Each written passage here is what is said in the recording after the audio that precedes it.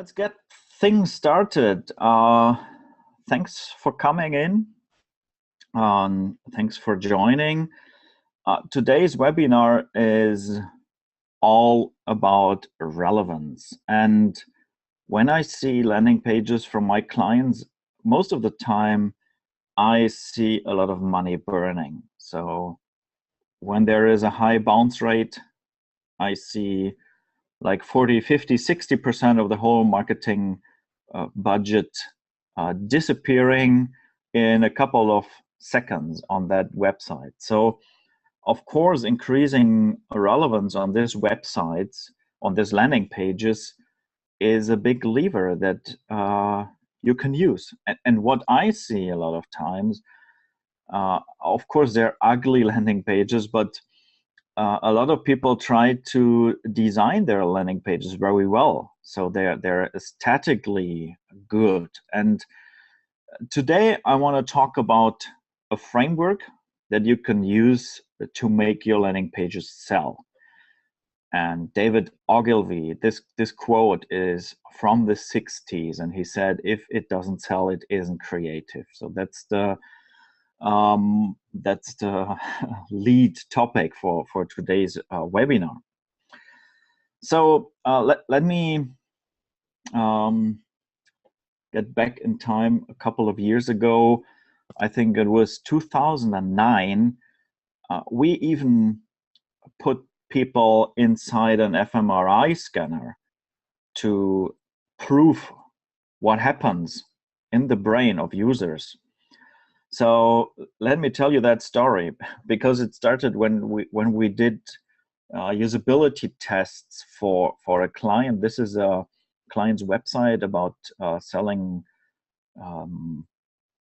travel stuff like flights, hotels. You see, it looks very 90s. Sorry, it's a German website, but maybe you can guess what it's about: flights, hotels, car rental, and so on. And these people from that company, they said, nobody is using our website, nobody is booking, because we think this thing here, this is much too complex. So what we did is a usability test. We invited like 20 people.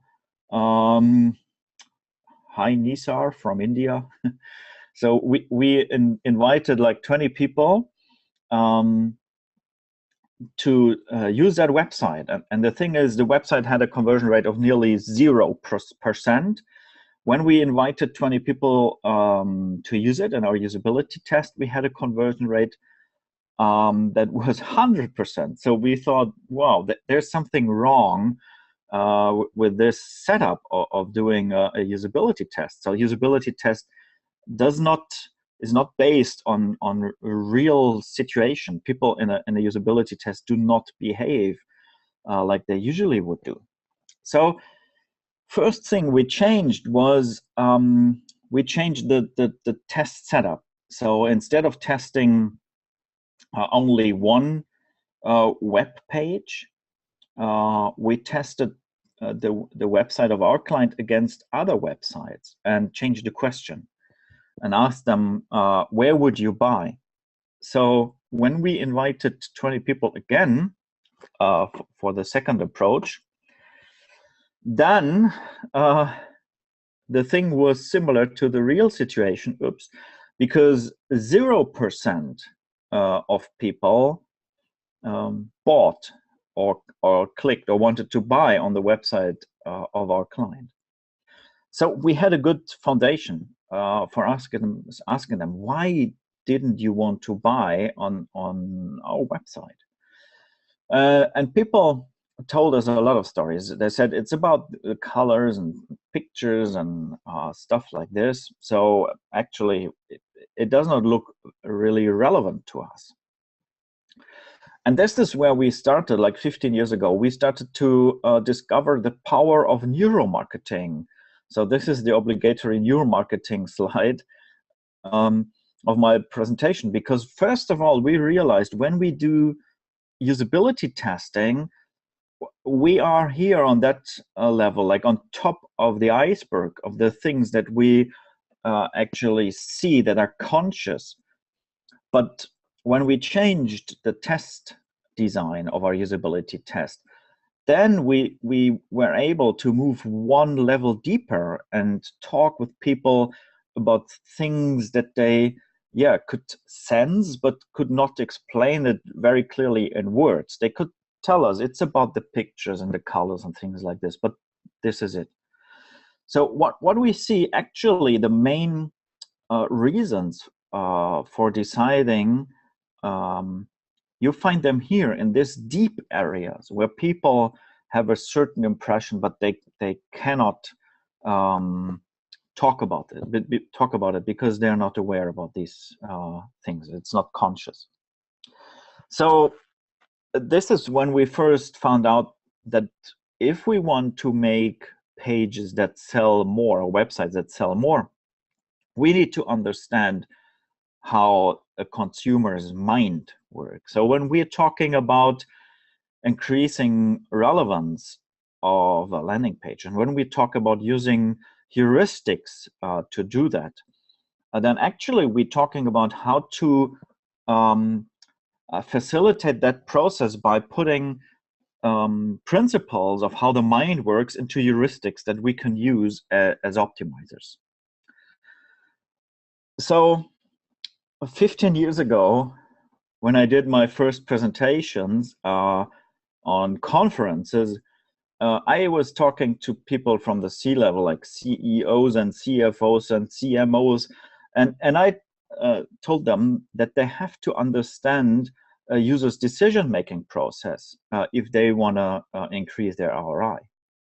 Problem is, I was not talking the language of my target group. I was not relevant by myself. I was not aware that most CMOs, CFOs, and CEOs, that user decisions, user experience, design, this is for them esoterical bullshit. So what they care about is just numbers. So they want proof that this can really deliver ROI. So first lesson, never talk about emotions of users to some managing directors. Talk about ROI. So this is like our tools as optimizers. We need to know how we can use this heuristics, how the mind works. But actually, we should not expect a number or data-driven manager to understand what we are doing here. So what we did to prove that the brain of the customer exists, or what did we do to prove that there are certain mechanisms you can use, is we really rented an fMRI scanner in a hospital. We could use it during the night. And you see here, this is the screen of my Mac. That is maybe macOS 10.1. That was back in 2009 in Berlin. So we showed 10 different people. We showed different designs of e-commerce shops because we wanted to find some rules that we can apply, like what's activating users emotionally. And one thing we did, so you see how old this research is when you look at the design of the Zappos website back in 2009. So, for example, we tested this Zappos website against this website called Shoe Guru. Why? Because we wanted to find out how important is clarity of a design. I mean, compare this with this design. How important is clarity of design to activate the emotional areas of the brain? So what you see here is the two different designs and how they activated certain areas of the brain. And what you see on the upper left is that the blue and gray bars and green bars, these are the different designs. They changed on and on and on in the fMRI scanner because you need a lot of data to have significant differences here. So this blue and red areas, it's when you have compared it to an A/B test, red is like an uplift. You have significantly more activation here in this part of the brain. Blue means there is significantly less activation. So this test is repeated several times to increase the significance. And what you can see here, it's another plot again. You see green and blue, different websites. You see, for example, if you look here at this area, nucleus accumbens, the reward system, Zappos is not able to activate this, while Shuguru makes a lot of difference. So their design works much better when it's about activation.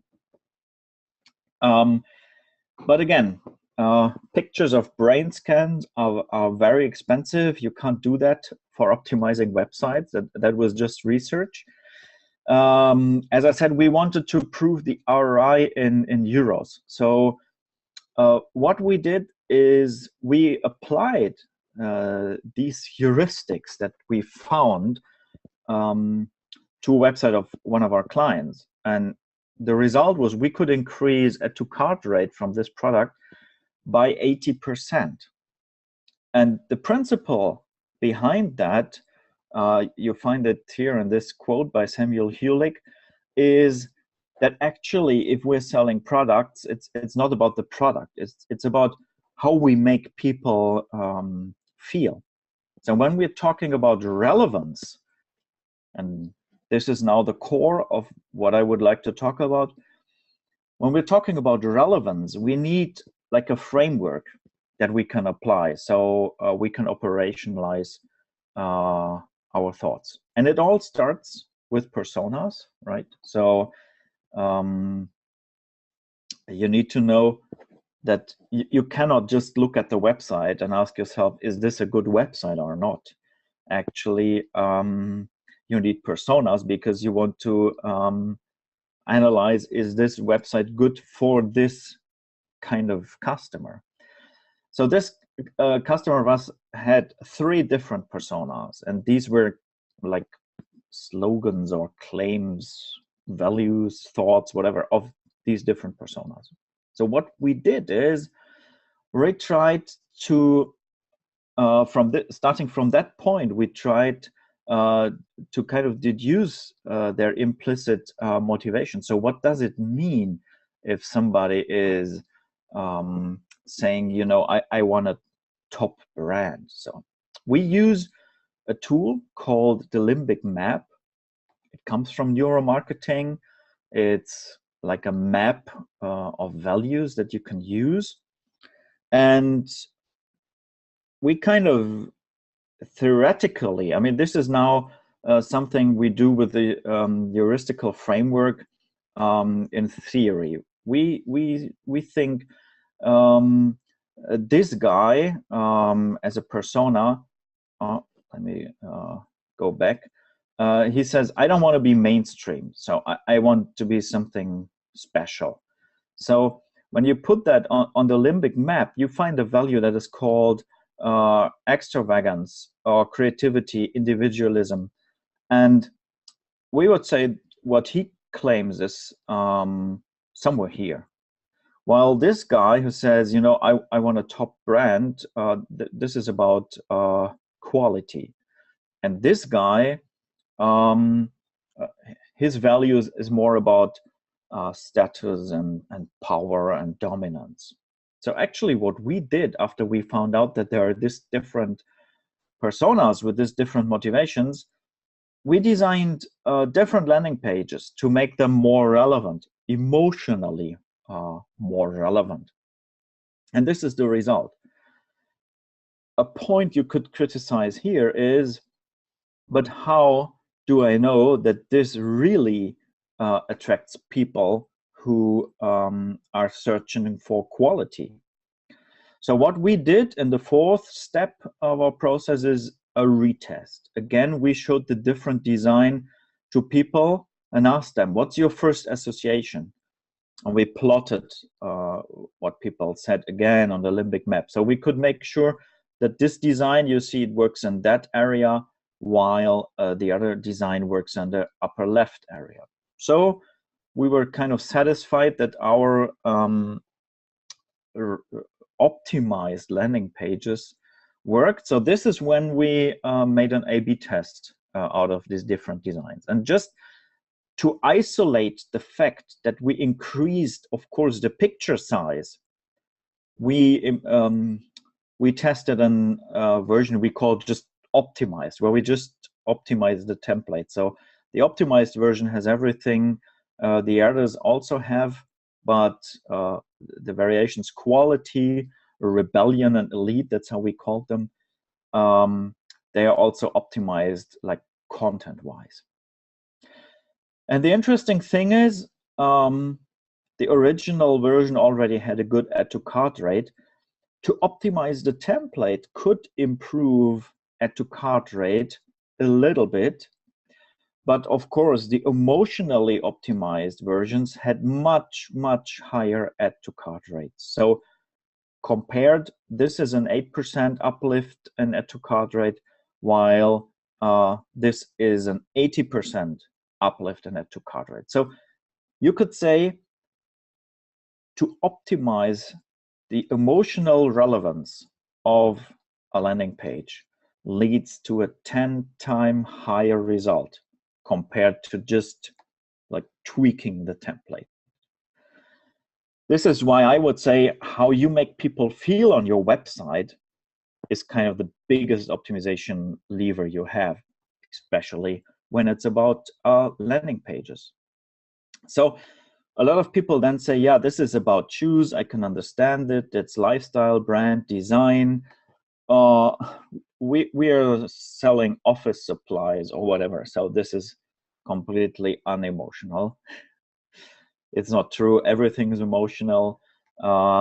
Everybody in front of the computer is a human being. So I want to show you something that we tested that is similar to toilet paper. Maybe, I don't know if toilet paper is unemotional.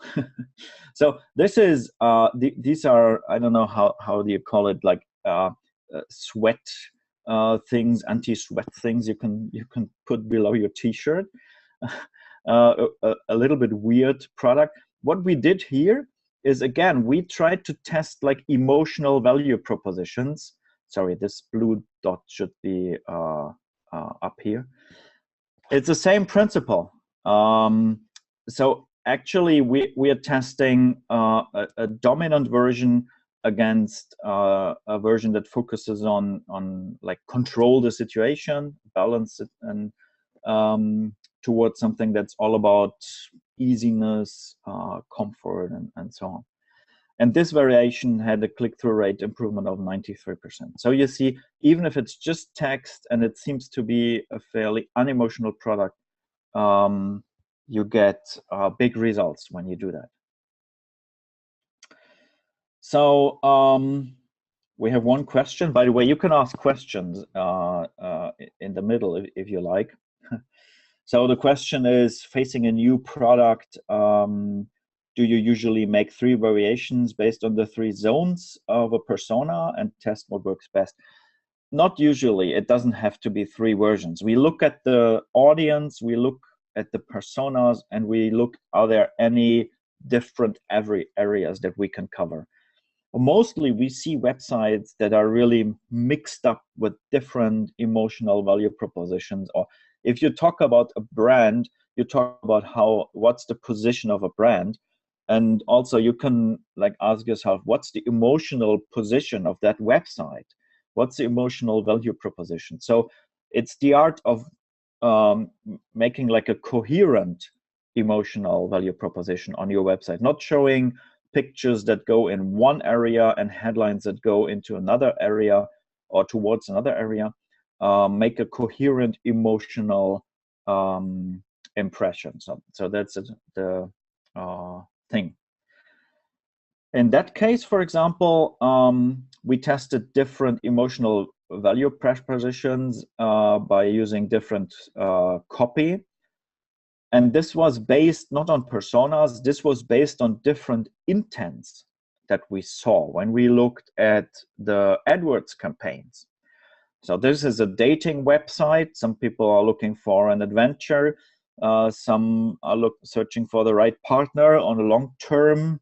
Some are searching for passion. So we developed different emotionally focused landing pages to make the landing page more relevant.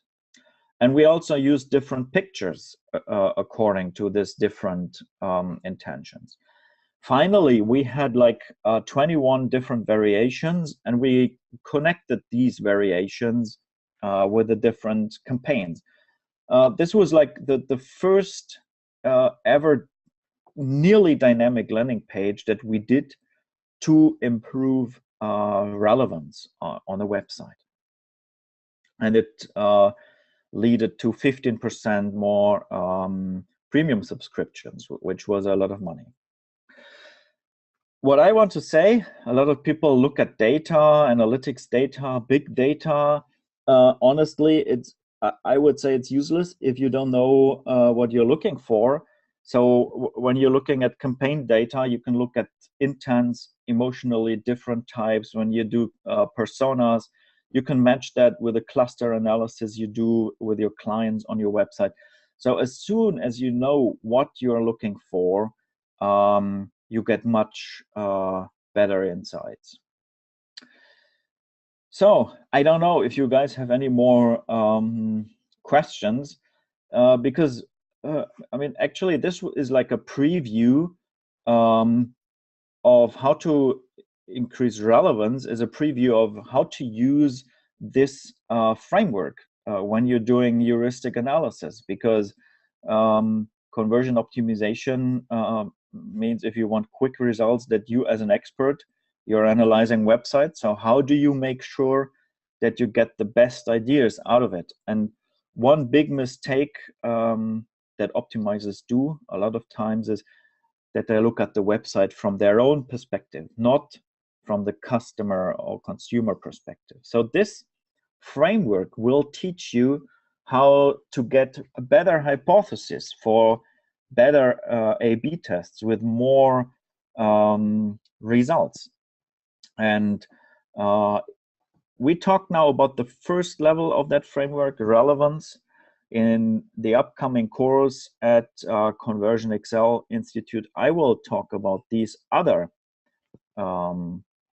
elements or levels as well, so that everybody is able to make a great heuristic and expert evaluation of your website and to create better hypothesis.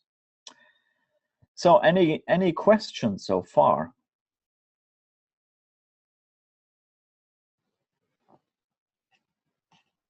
So I see there. When I do heuristics audit, I look for clarity, friction, distraction, motivation triggers. How does this match the framework on the screen? That's a good question, because actually it matches quite well.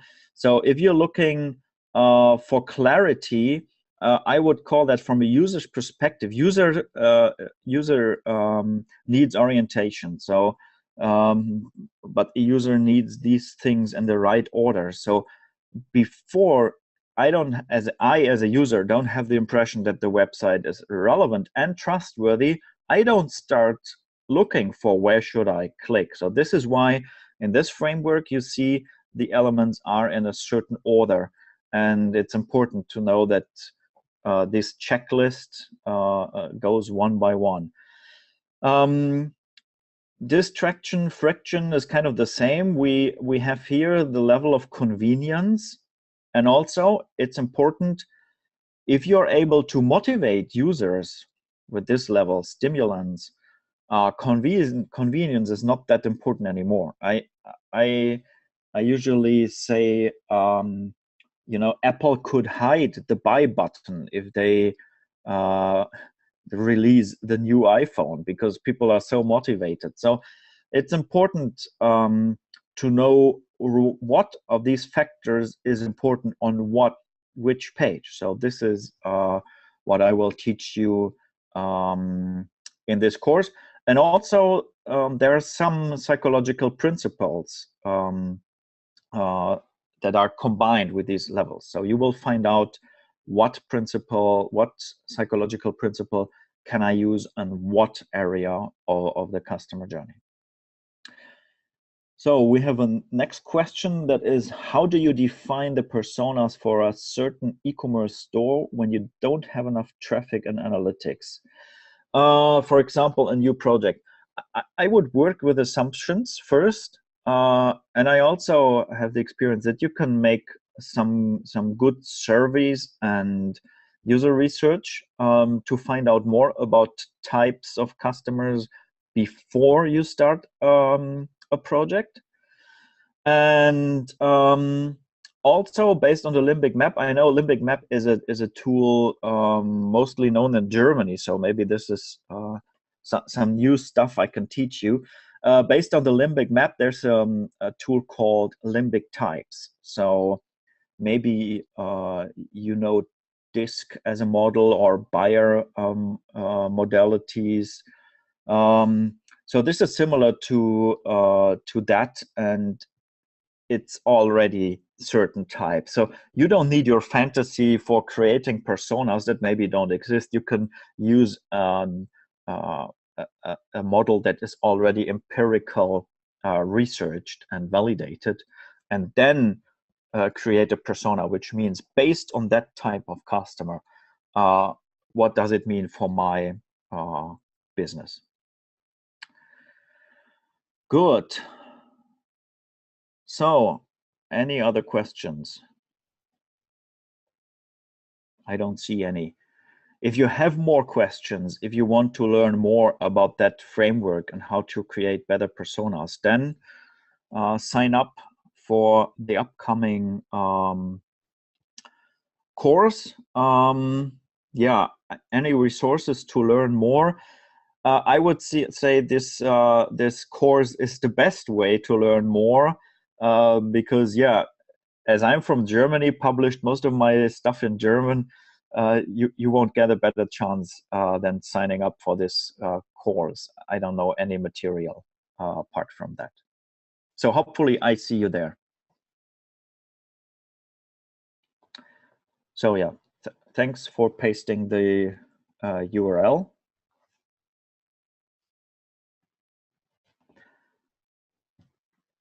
Thank you. You're welcome. So have a great time, everybody, and see you then.